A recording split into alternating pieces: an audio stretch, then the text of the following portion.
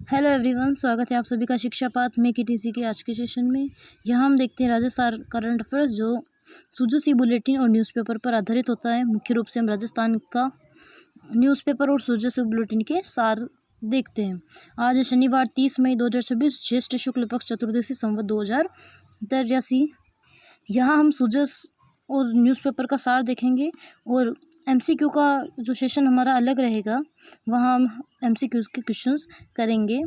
MCQ के pattern पर आधारित क्वेश्चन करेंगे जो हमारे सुजसी बुलेटिन और न्यूज़पेपर पर आधारित होते हैं। चलिए शुरू करते हैं हमारा आज का सेशन।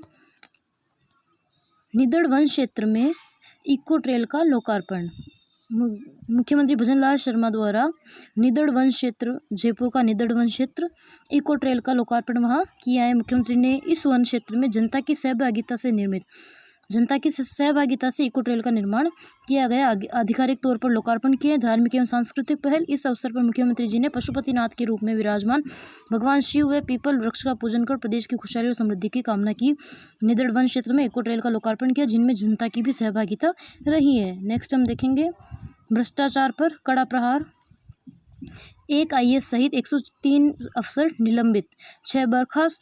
मुख्यमंत्री भजनलाल शर्मा राज्य में जीरो टॉलरेंस की नीति अपनाते हुए भ्रष्ट व लापरवाह अधिकारियों पर बड़ी कार्रवाई की है, जिसके तहत निलंबन और बर्खास्तगी की गई है। 2.5 वर्ष के कार्यकाल में एक आईएएस अधिकारी सहित 103 अधिकारियों को निलंबित किया गया है। 6 अफसरों को सेवा से बर्खास्त किया है। पेंशन पर रोक लगाई है। 11 भ्रष्ट अधिकारियों की सेवानिवृत्ति के बाद मिलने वाली आजीवन 100% पेंशन पर स्थायी रोक लगा दी है। कठोर कार्यवाही के आधार पर रिश्वत, ट्रैप, पद का दुरुपयोग और आय से अधिक संपत्ति के मामले में 108 मामलों में अभियोजन स्वीकृति दी गई है। साथ ही भ्रष्टाचार निवारण अधिनियम धारा 17A के तहत 37 अन्य मामलों में सख्त कदम उठाए गए। पानी से खिलवाड़ पर कार्यवाही। पीएचईडी के अलवर प्रयोगशाला के वरिष्ठ रसायनज्ञ प्रदीप कुमार हजरती को पेयजल नमूनों में जांच में फर्जी रिपोर्ट तैयार करने के कारण नौकरी से बाहर कर दिया गया। नेक्स्ट हम देखेंगे सड़क तंत्र का सुदृढ़ीकरण। 33 से अधिक जिलों में नई सड़कों का तोहफा। 2026-27 के बजट घोषणाओं के समयबद्ध तरीके से लागू करते हुए प्रदेश सड़क इंफ्रास्ट्रक्चर को मजबूत किया जा रहा है। इसके लिए राज्य के 33 से अधिक जिलों में 37 सड़क निर्माण व उन्नयन कार्यों को सैद्धांतिक स्वीकृति दी गई है। इसके लिए कुल अनुमानित आय आएगी। इन सभी कार्यों के लिए 676.74 करोड़ रुपये मंजूर किए गए। सड़कों की लंबाई सार्वजनिक विभाग PWD द्वारा स्वीकृत के तहत प्रदेश में कुल 686.42 किलोमीटर लंबाई की सड़कों का निर्माण और विकास कार्य किया जाएगा। लाभान्वित जिले देखें तो अजमेर, अलवर, बांसवाड़ा, बारां, भरतपुर, बालोतरा, बूंदी, चूरू, दौसा, डीग, डूंगरपुर, डीडवाना, कुचामन, जालोर, झुंझुनू, जोधपुर, करौली, कोटपुतली, नागौर, पाली, फलोदी, प्रतापगढ़, सवाई माधोपुर, सीकर, श्रीगंगानगर, सलूंबर, सिरोही और उदयपुर सहित 33 से अधिक जिले लाभान्वित होंगे। इनमें राज्य राजमार्ग, स्टेट हाईवेज, मुख्य जिला सड़कें, अन्य सड़कें शामिल हैं। ग्रामीण श्रेणियों की सड़क का नवनिर्माण, चौड़ीकरण और सुदृढ़ीकरण भी शामिल है। नेक्स्ट हम देखेंगे वंदे गंगा जल संरक्षण जन अभियान क्षेत्रीय अपडेट्स। धौलपुर में गृह राज्य मंत्री जवाहर सिंह बेढम ने प्राचीन चोपड़ा मंदिर स्थित बावड़ी पर श्रमदान किया। धौलपुर में चोपड़ा बावड़ी पर आमजन को बावड़ी स्वच्छ रखने के संदेश दिया। जल निकायों, वाटर बॉडीज़ को प्लास्टिक मुक्त रखने की अपील की है। चूरू जिले के ग्राम पंचायत झाजसर, छोटा के ढाणी, राजू में विभिन्न सार्वजनिक स्थलों पर जल चौपाल, साफ सफाई कार्यक्रमों का आयोजन किया गया। राजस्थान हेल्पलाइन नंबर 181 पर मुख्यमंत्री का औचक निरीक्षण और जन सुनवाई। मुख्यमंत्री भजनलाल शर्मा ने शासन सचिवालय स्थित राजस्थान संपर्क हेल्पलाइन 181 का औचक निरीक्षण किया और सीधे आमजन से परिवेदनाएं सुनी। सीधा संवाद। मुख्यमंत्री ने खुद हेडफोन लगाकर कुछ परिवादियों से फोन पर बात की। कहा, मैं मुख्यमंत्री भजनलाल शर्मा बोल रहा हूँ, अपनी समस्या बताइए। त्वरित समाधान के निर्देश मुख्यमंत्री जी ने विशेष रूप से पेयजल, बिजली, भूपट्टे संबंधित शिकायतों का तुरंत और प्रभावी समाधान के कड़े निर्देश दिए। निरीक्षण और मॉनिटरिंग। उन्होंने हेल्पलाइन सेंटर की कार्यप्रणाली, शिकायत पंजीकरण, फॉलोअप, मॉनिटरिंग व्यवस्था की विस्तृत जानकारी ली। साथ ही निर्देश दिया कि वरिष्ठ अधिकारी समय समय पर इस सेंटर का विजिट करें, कार्मिकों से फीडबैक लें। प्रमुख कॉल स्टडीज देखें तो खैराबाद, कोटा, परिवादी प्रिंस ने बिजली आपूर्ति की समस्या रखी। रामगढ़, पचवारा, दौसा, पुनीराम ने भूखंड पट्टे से संबंधित समस्या बताई। अराई, अजमेर में हेमराज ने अपने क्षेत्र में पानी की आपूर्ति की समस्या बताई। सरस डेयरी ग्रामीण अर्थव्यवस्था और गुणवत्तापूर्ण डेयरी उत्पाद। भजनलाल शर्मा ने शासन सचिवालय में स्थित सरस पार्लर परिसर का अवलोकन किया और ग्रामीण अर्थव्यवस्था को सशक्त बनाने की प्रतिबद्धता दोहराई। स्थानीय उत्पादों को बढ़ावा। मुख्यमंत्री जी ने स्वयं सरस छाछ का स्वाद लिया और आमजन को पारंपरिक स्थानीय उत्पादों को बढ़ावा देने, स्वच्छ जीवन शैली अपनाने के लिए प्रेरित किया। सहकारिता से सशक्तिकरण। उन्होंने कहा कि डेयरी क्षेत्र ग्रामीण अर्थव्यवस्था एवं सहकारिता को मजबूती देने से सबसे प्रभावी माध्यम है। इससे पशुपालकों, ग्रामीण परिवारों को नियमित आय प्राप्त हो रही है और गांव में रोजगार के नए अवसर बढ़ रहे हैं। गुणवत्ता का संदेश। सरस के माध्यम से आमजन को गुणवत्तापूर्ण स्वास्थ्यवर्धक उत्पाद उपलब्ध करवाए जा रहे हैं। मुख्यमंत्री जी ने पार्लर के कार्मिकों को वहां उपस्थित आम जनता से आत्मीय संवाद भी किया। नेक्स्ट हम देखेंगे औद्योगिक पार्क प्रोत्साहन नीति। मॉडल ए और डी के लिए आवेदन शुरू। मुख्यमंत्री भजनलाल शर्मा द्वारा विश्व स्तरीय औद्योगिक पार्कों के विकास के लिए 18 मार्च 2026 को इस नीति का अनावरण किया था। औद्योगिक पार्क प्रोत्साहन नीति 2026 18 मार्च 2026 को अनावरण हुआ था। रिको ने प्राइवेट डेवलपर्स के माध्यम से पार्क विकसित करने के लिए आवेदन मांगे हैं। भूमि और स्थान। इस नीति के तहत मॉडल ए और मॉडल डी के तहत प्रदेश के 9 स्थानों पर 645 हेक्टेयर भूमि में नए पार्क विकसित किए जाएंगे। इसके लिए 1 जून से आवेदन आमंत्रित किए गए हैं। 4 विकास मॉडल। नीति को बेहतर ढंग से लागू करने के लिए 4 मॉडल ABCD निर्धारित किए गए। मॉडल ए रिको द्वारा आवंटित भूमि पूरी तरह से निजी डेवलपर द्वारा विकास किया गया है। इसके तहत लगभग 374 हेक्टेयर से अधिक भूमि पार्क विकसित किए जाएंगे। मॉडल बी के अंतर्गत औद्योगिक पार्कों के लिए 80% भूमि विकासकर्ता द्वारा एवं शेष 20% भूमि रिको द्वारा निर्धारित दरों पर उपलब्ध करवाई जाएगी। मॉडल सी के तहत पार्क के लिए संपूर्ण भूमि विकासकर्ता द्वारा व्यवस्था की जाएगी। मॉडल डी के तहत यह पूरी तरह पब्लिक प्राइवेट मोड पर संचालन होगा। इसके तहत कुल 271 हेक्टेयर भूमि पर पार्क विकसित किए जाएंगे। अर्थात मुख्य रूप से हम देखें तो मॉडल ए पूरी तरह से निजी डेवलपर द्वारा विकसित किया जाएगा। मॉडल बी 80% विकासकर्ता अर्थात निजी और 20% रिको द्वारा करवाई जाएगी। और मॉडल सी में संपूर्ण भूमि विकासकर्ता द्वारा व्यवस्था की जाएगी और मॉडल डी में पूरी तरह से पब्लिक प्राइवेट पार्टनरशिप के तहत उसका कार्य किया जाएगा। नेक्स्ट हम देखेंगे अनिवार्य शर्तें। निजी क्षेत्र में औद्योगिक पार्कों के लिए कम से कम 50 एकड़ क्षेत्रफल तथा न्यूनतम 10 औद्योगिक इकाइयों की स्थापना अनिवार्य करना होगा।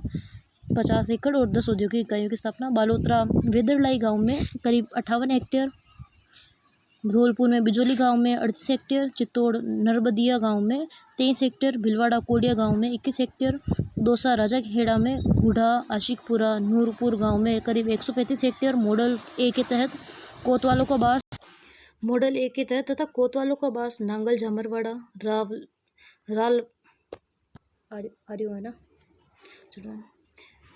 रालतवाला और साधुरामपाड़ा में करीब 164। मॉडल डी के तहत बूंदी माएजा गांव में 27 हेक्टेयर, डीडवाना कुचामन भाकरी मोलास गांव में 72 हेक्टेयर, अजमेर में नकई कला गांव में लगभग 107 हेक्टेयर। नेक्स्ट हम देखेंगे नगर वन बिजक की पहाड़ी पर हरित विकास कार्य का नया मॉडल। नगर वन के तहत बिजक की पहाड़ी कोटपुतली बहरोड जिले के विराटनगर क्षेत्र में स्थित ऐतिहासिक बिजक की पहाड़ी अब पर्यावरण संरक्षण, जैव विविधता संवर्धन और इको टूरिज्म विकास का एक सशक्त केंद्र बनकर उभरी है। राज्य सरकार एवं वन विभाग द्वारा भारत सरकार के वन एवं पर्यावरण एवं जलवायु मंत्रालय की नगर वन योजना, राजस्थान सरकार वन विभाग एवं भारत सरकार के वन एवं पर्यावरण जलवायु मंत्रालय तीनों विभागों द्वारा इसका संचालन किया जा रहा है नगर वन योजना का। इसके तहत विकसित किया जाएगा बिजक की पहाड़ी को, जो कोटपुतली बहरोड जिले में स्थित है। इको ट्रेल का निर्माण। पर्यटकों को प्राकृतिक वातावरण के बीच भ्रमण करवाने के लिए लगभग 2500 मीटर, लगभग 2.5 किलोमीटर लंबी इको ट्रेल का निर्माण किया जाएगा। अरावली क्षेत्र की सुंदरता का आनंद लेने के लिए आकर्षक दृश्यावलोकन के साथ साथ झोपड़ियों एवं विश्राम स्थलों का निर्माण भी किया जाएगा। झोजड़ी लूणी नदी का प्रदूषण मामला। जोधपुर के औद्योगिक क्षेत्र से निकलने वाले जहरीले और गंदे पानी के कारण झोजरी लूणी नदी तंत्र में बढ़ रहे प्रदूषण पर सुप्रीम कोर्ट ने सख्त रुख अपनाया है। 306 वस्त्र इकाइयां बंद करने के निर्देश दिए हैं। अदालत ने common effluent plant treatment plant CETP से जुड़ी सभी 306 कपड़ा फैक्ट्रियों को जांच और सुरक्षात्मक कार्यवाही पूरी करने तक बंद रखने का आदेश दिया है। अधिकारी निलंबित किया। बिना ट्रीटमेंट के करीब 4 किलोमीटर लंबी अवैध भूमिगत पाइपलाइन से औद्योगिक अपशिष्ट छोड़े जाने का खुलासा होने पर राज्य सरकार ने प्रदूषण नियंत्रण बोर्ड के लैब इंचार्ज देवेंद्र सिंह और AE कुणाल खत्री को निलंबित किया है। नेक्स्ट हम देखेंगे RBI की प्लास्टिक नोट योजना।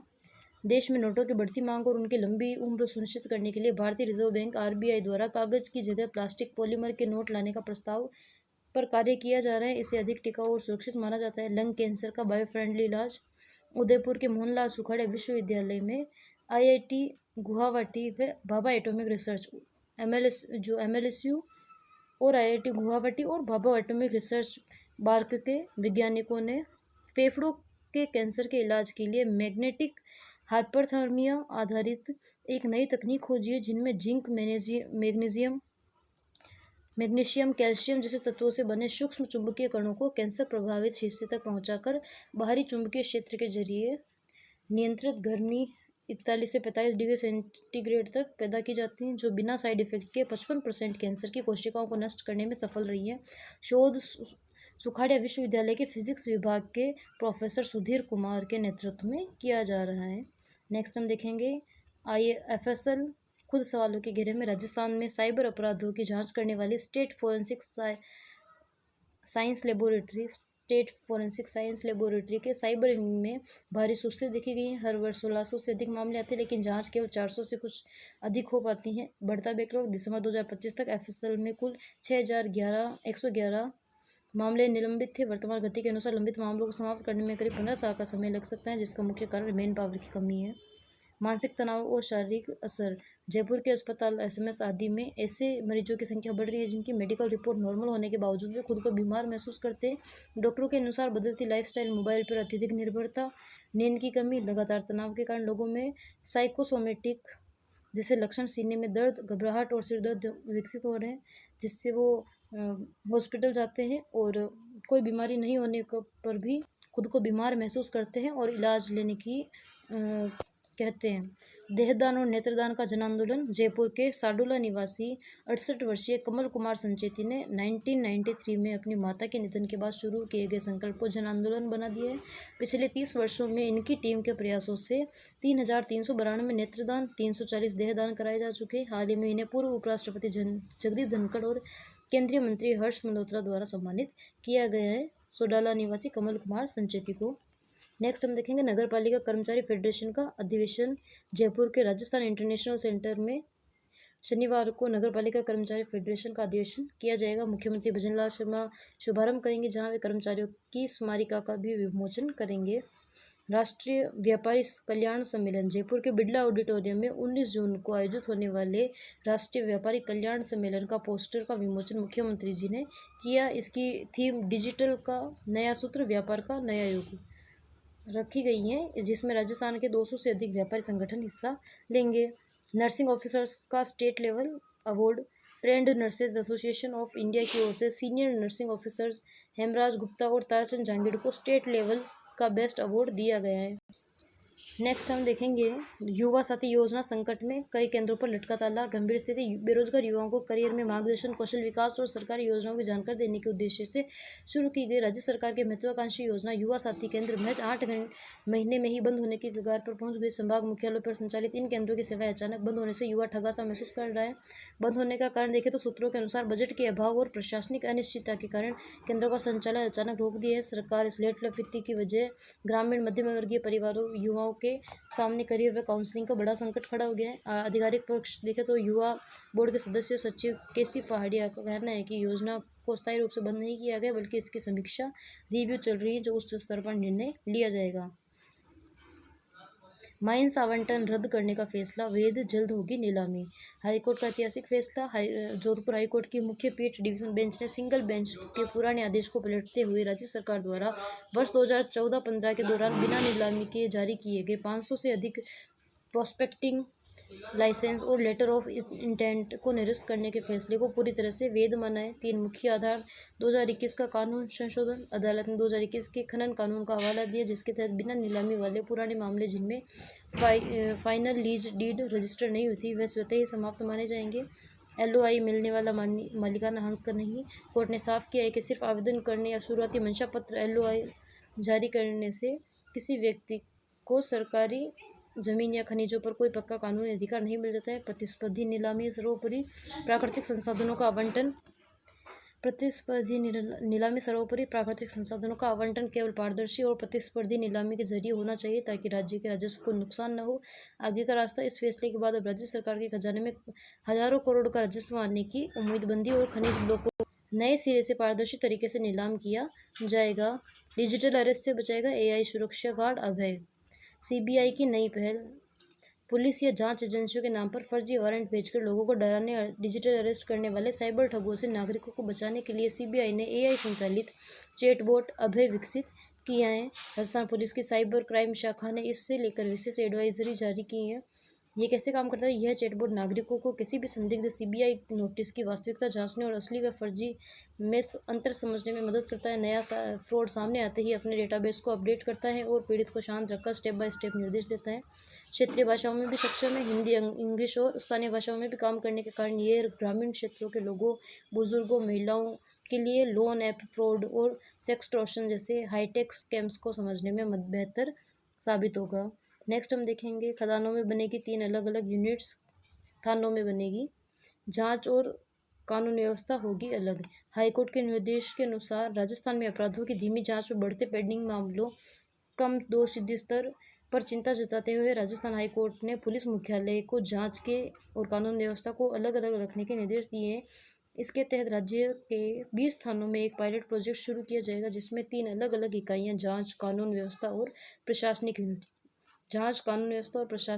स्थापित की जाएगी। संसाधनों की कमी और नए पद। कोर्ट ने पुलिस जांच तंत्र को मजबूत करने और अत्याधुनिक फोरेंसिक लैब स्थापित करने के लिए करीब 935 नए पदों का सृजन और साइबर फोरेंसिक वित्तीय विशेषज्ञों के अनुसार अनुबंध लेने की सिफारिश की। वर्तमान में राज्य में महिलाओं के खिलाफ संबंध और संपत्ति संबंधी अपराधों में दोष सिद्धि दर महज 40 से 50% के बीच सिमटी हुई है।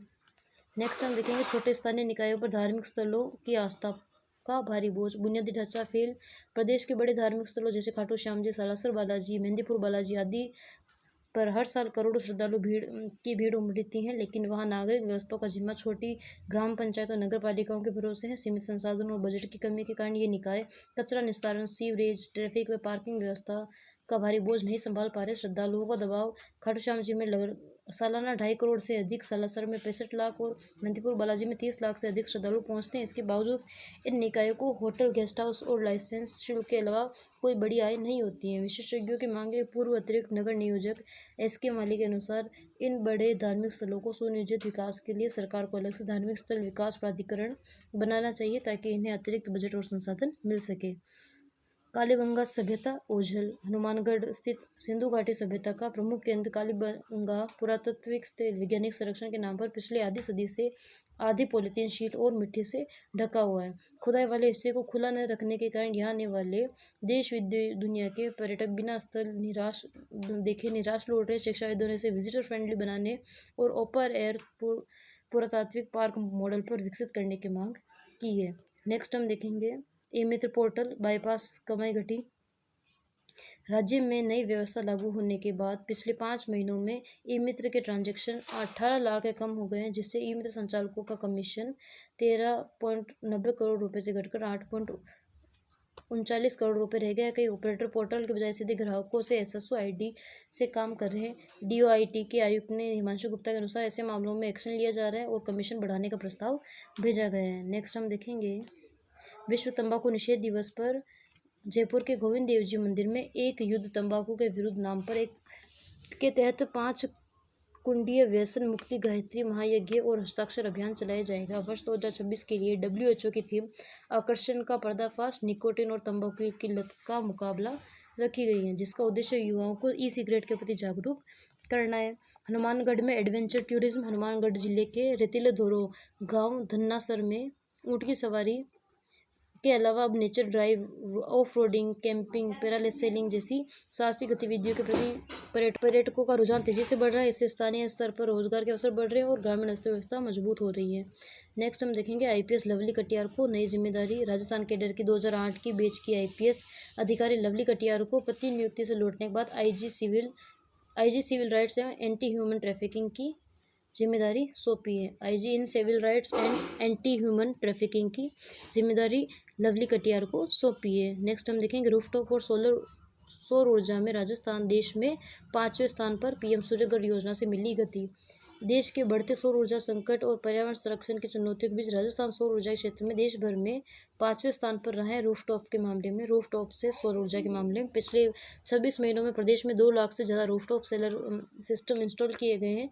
पंजीकरण और सब्सिडी वर्तमान में इस योजना के तहत राज्य सरकार की ओर से पंजीकृत उपभोक्ताओं को मुख्यमंत्री निःशुल्क बिजली योजना के लाभ के साथ साथ 17,000 की अतिरिक्त सब्सिडी जारी है। भारत सरकार की ओर से उपभोक्ताओं को अब तक 1,354 करोड़ रुपए से अधिक की राशि सीधे खातों में हस्तांतरित की जा चुकी है। अकेले अप्रैल 2026 में रिकॉर्ड 22,822 रूफटॉप सोलर संयंत्र स्थापित हुए हैं। नेक्स्ट हम देखेंगे पार्क और टॉप जिले।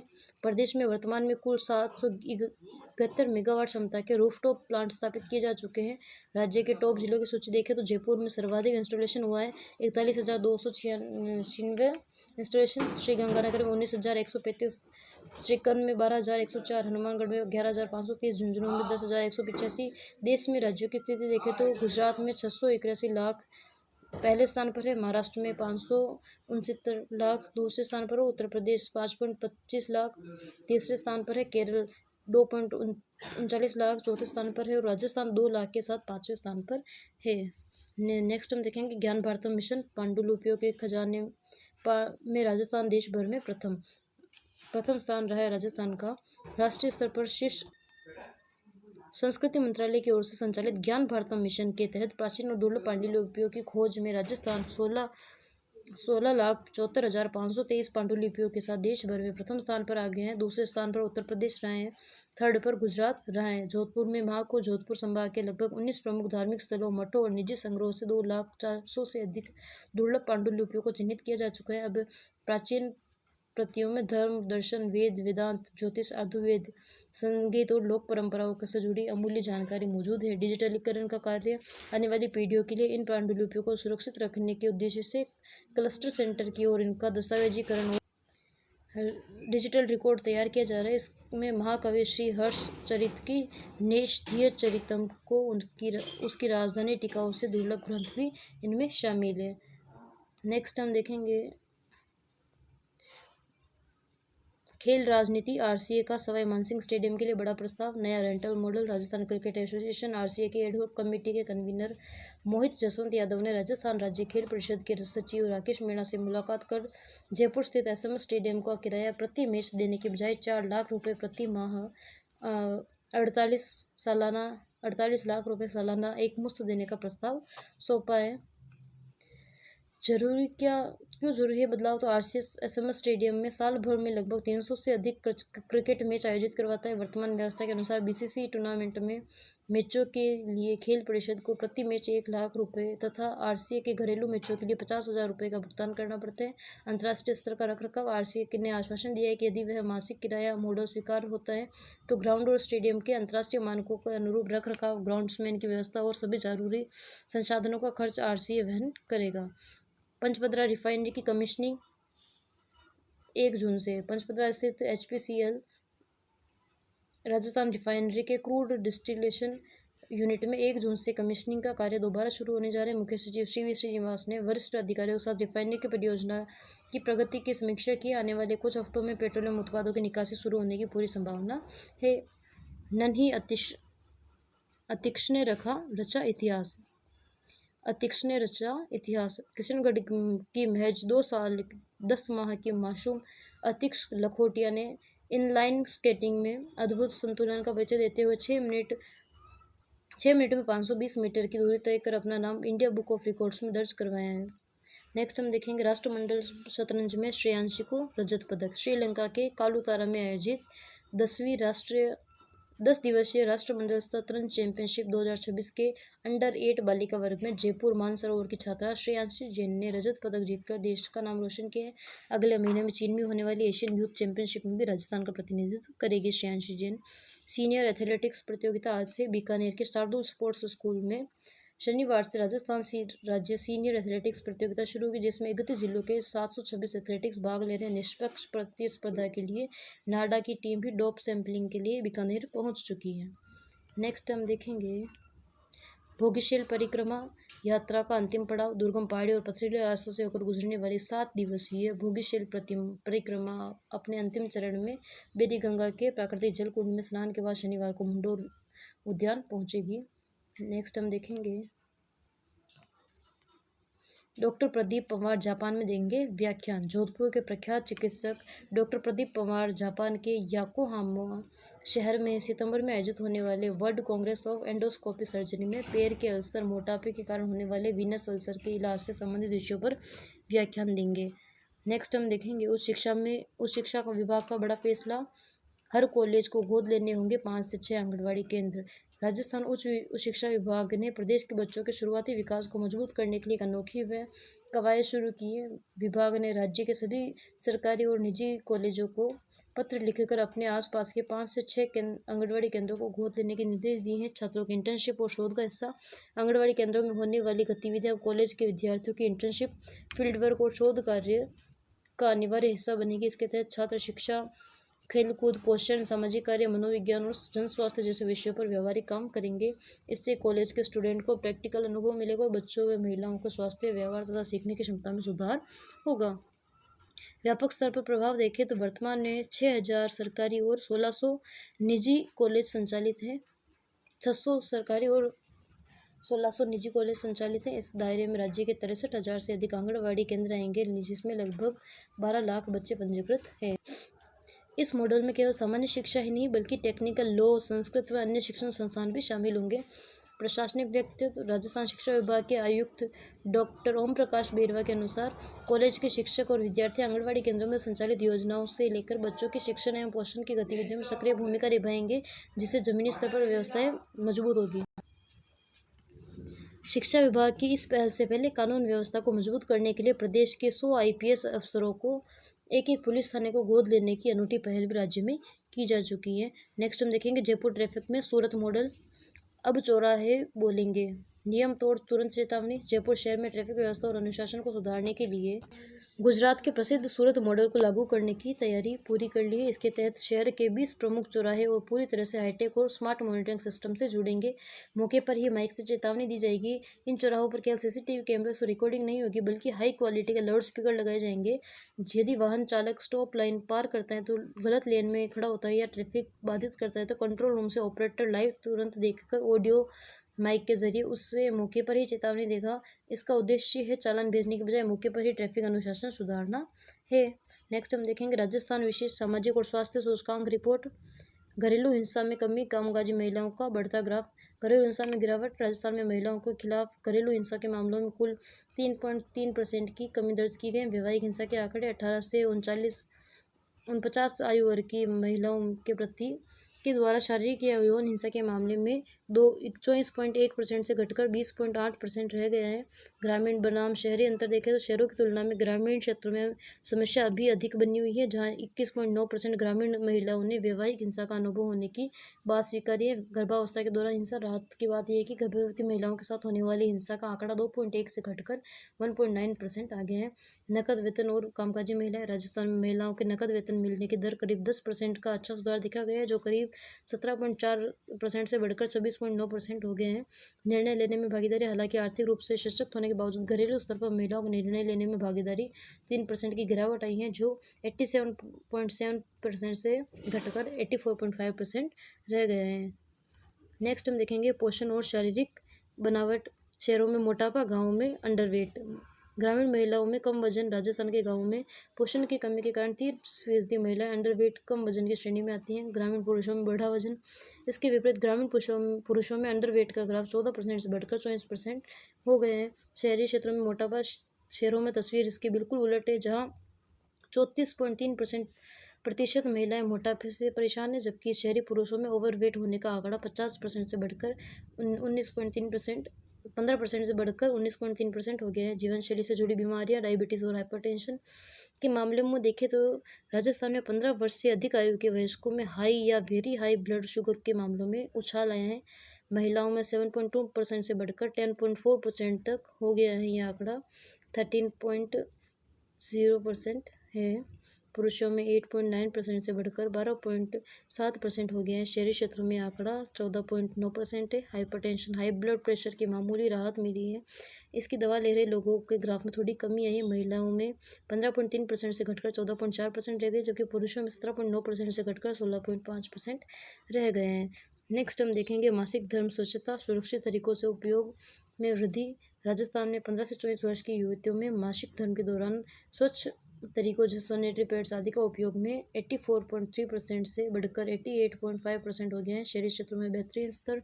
शहरी क्षेत्रों की युवतियों में जागरूकता का स्तर 96.1% के शानदार स्तर पर पहुंच चुका है। शिशु पोषण और कुपोषण की स्थिति देखें तो नाट्यपन में सुधार। सर्वे की तुलना में कुपोषित बच्चों में नाट्यपन का 35.5% था, जो अब सुधरकर 29.3% रह गए हैं। बच्चों की लंबाई इस सूचकांक में 6.2% का सुधार हुआ है। संतुलित आहार की भारी कमी। राजस्थान में 6 महीने से 2 साल तक के केवल 15.3% बच्चों को ही सही व संतुलित आहार मिल पा रहा है। इसका सीधा मतलब है कि प्रदेश के करीब 85% बच्चों को उनकी उम्र के मुताबिक जरूरी पोषण नहीं मिल रहे हैं, जो बाल स्वास्थ्य के लिए एक बड़ी चुनौती है। आध्यात्मिक क्षेत्र। पर्यावरण संरक्षण संस्थान की ओर से पिछले 39 वर्षों से दिए जाने वाले जो विश्व पर्यावरण दिवस पर प्रतिष्ठित वृक्ष बंधु पुरस्कार एवं अन्य श्रेणियों के सम्मानों की घोषणा की गई, जिनमें हम देखें तो वृक्ष बंधु पुरस्कार से खोखरी माता तिवरी के महंत नारायण गिरी महाराज को वृक्ष बंधु पुरस्कार प्रदान किया जाएगा। उन्हें सम्मान राजस्थान में पारंपरिक ओरण व गोचर भूमि के संरक्षण को बढ़ावा देने में महत्वपूर्ण योगदान के लिए दिया जा रहा है। नेक्स्ट सेकेंड है राजमाता कृष्णा कुमारी पुरस्कार से विवेक अग्रवाल को प्रदान किया जाएगा। कृष्णा कुमारी विवेक अग्रवाल। एडवोकेट मगराज सिंघवी पुरस्कार IGSTS विकास कुमार पाठक को दिया जाएगा। BSF के IGSTC विकास कुमार पाठक को मगराज सिंघवी अवार्ड। अनमोल रत्न पुरस्कार रतन पुरोहित को दिया जाएगा। रुख भाईला पुरस्कार दुर्गाराम पटेल को प्रदान किया जाएगा। नेक्स्ट अन्य पुरस्कारों में देखें तो गोवर्धन हेडाऊ पुरस्कार विक्रम सिंह राजपुरोहित को। सम्राट पुरस्कार महेंद्रपाल सिंह राठौड़ को। जल पुरस्कार पद्मजा राठौड़ को। DD हर्ष भक्ति संगीत पुरस्कार नेहा बोडा व फलोदी हनुमान को संयुक्त रूप से दिया जाएगा। हनुमान राम को।